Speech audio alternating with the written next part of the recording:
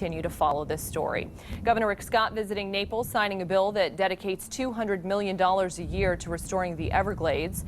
Back in 2014, voters approved Amendment 1, setting aside money for land conservation. But some complained that the money wasn't being spent as intended. 4 in Your Corner's Carl Fortier has more on how environmental advocates hope the legacy Florida bill will finally get the money flowing in the right direction. Carl?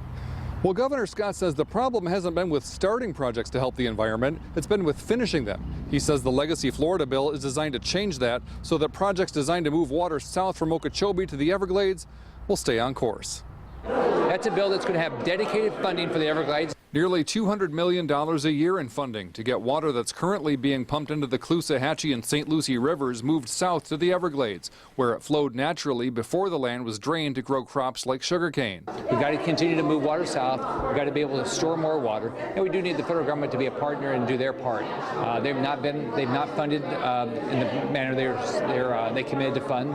Governor Scott signed the bill at a ceremony at Corkscrew Swamp Sanctuary. John Steverson of the Department of Environmental Protection hopes the flow of cash will help the flow of water to the Everglades by building reservoirs near Lake O and bridges on highways so water can move. We've seen a dedication to projects and actually getting those done instead of more studies, more discussion. We're actually getting things built. Jennifer Hecker of the Conservancy of Southwest Florida calls the dedicated funding helpful, but writes it still falls short of the historical funding we used to receive annually. It will need to be added to in order to keep up timely progress on Everglades restoration.